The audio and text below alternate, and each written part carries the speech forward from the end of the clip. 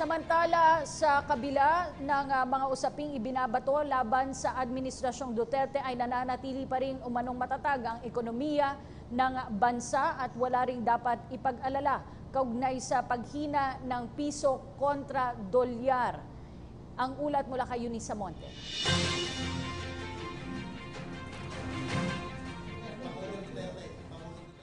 Bago po yan ay narito muna ang mensahe ng Pangulong Rodrigo Duterte na nasa China ngayon para sa 4 na araw na state visit. Ito po ang kanyang talumpati tungkol sa at panawagan sa taong bayan patungkol sa bagyong Lawin na kasalukuyang nananalasa sa ating bansa. Panoorin po natin. Of the press, are you a mixed crowd there or Philippines only? Okay. So let me just go over the. Okay. Would you like me to make an open statement? Yes. It will be just to say that we would like to thank the People's Republic of China for allowing us to visit the country and to have a wide-ranging bilateral talks regarding shared mutual benefits and other issues that are of importance to the regional peace and security, particularly the Southeast Asia. We have identified broad outlines. There can be no specific agreements at this time, and we will be glad to engage them in every other way we can to enhance the peace of the region. I am ready to answer your questions.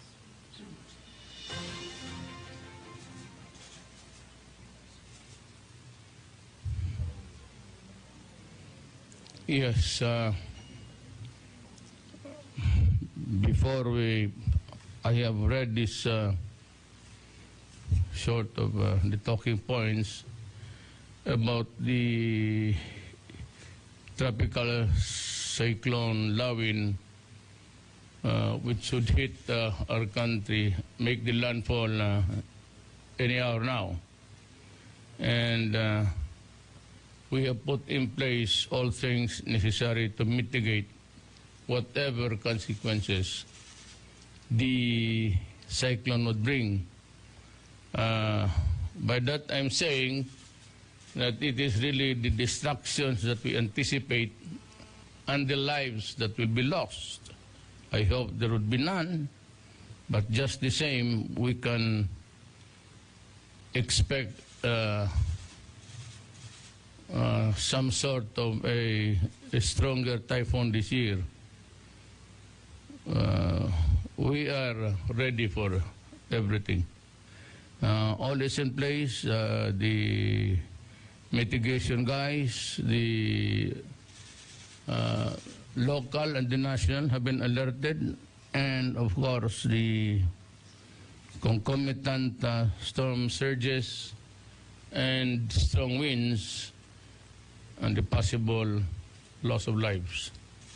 So the Department of Health is there together with the DSWD, and the preparations are made. Medical kits and of course medicines are already in place. It has been deployed since the other day, and we hope for the best.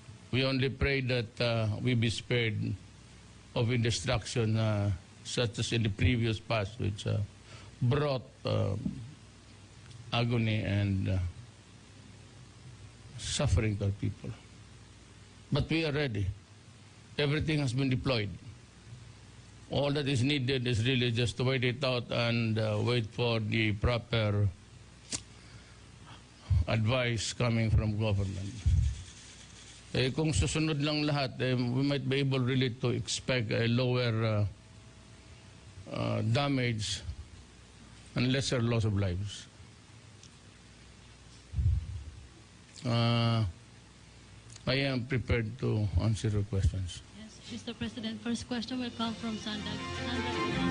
Yan po ang talumpati ng Pangulong Rodrigo Duterte sa China tungkol pa rin sa paghandang ginagawa ng ating pamalaan sa bagyong Lawin. President Rodrigo Duterte has a clarification in earlier reports that there will be war games with China and Russia. He says no such thing is being planned. Rocky Ignacio has the support. President Rodrigo Duterte has ruled out any military alliance with China. The president issued a statement during a press briefing in Beijing, China. According to the president, the Philippines will not join any actions that would fuel global violence. There will be no military alliances entered into. There will be no military alliance is broken. What I'm just saying is that we are not interested in adding fuel to what is already a volatile world. And I said that there's no such thing as allowing the missiles there or missiles there. I would not allow it. And I have repeatedly said,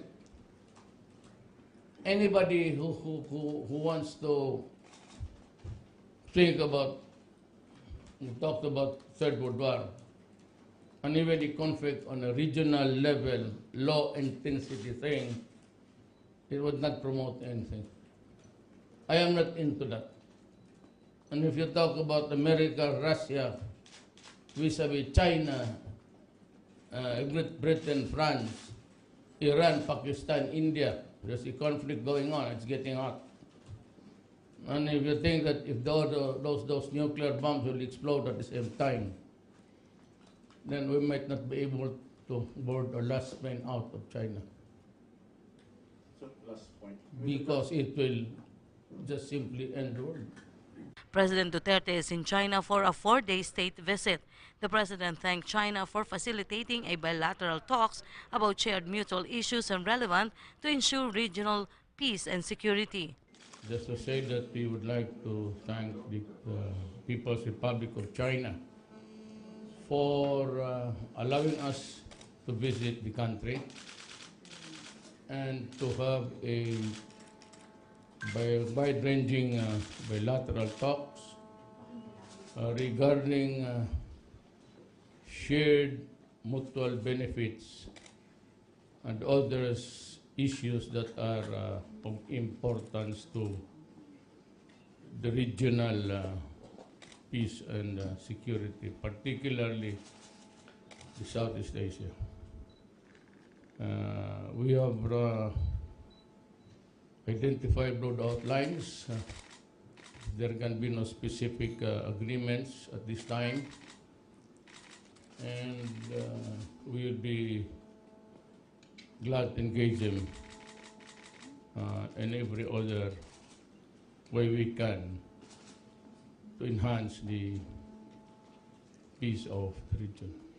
President Duterte and Chinese President Xi Jinping are expected to meet tomorrow. According to the president, they have agreed to discuss maritime security as well as the freedom of navigation in the South China Sea. Ito, we just agreed that we would talk about the China Sea, one, and of course the maritime safety, another one. Those two are different altogether, different subject matters.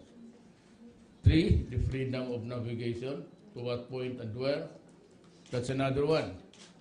So, and of course the security of the region. We have read the outlines, I said the broader ones. We have reviewed it thoroughly, and during the bilaterals, there would be specific agreements arrived at. I am sure. As there would be disagreements also, which we cannot avoid, but we can maybe dispense it altogether and put it another day. kung hindi tayo magkaintindihan.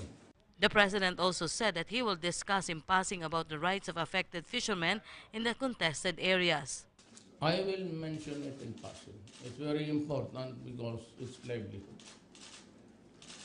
We will not talk hard on who's what, because that is contested.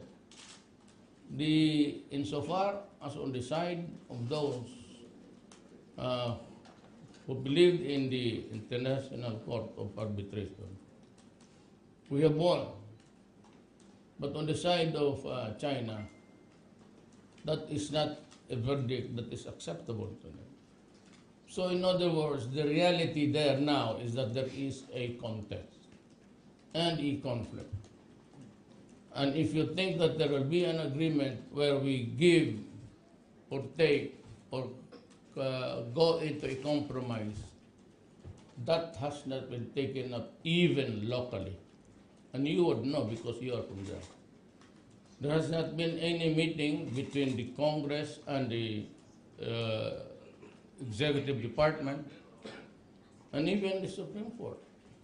Justice Carpio was been talking a lot about it. The president has recognized the importance of sustaining good working relations with China. For PTV News, Rocky Ignacio, Beijing, China.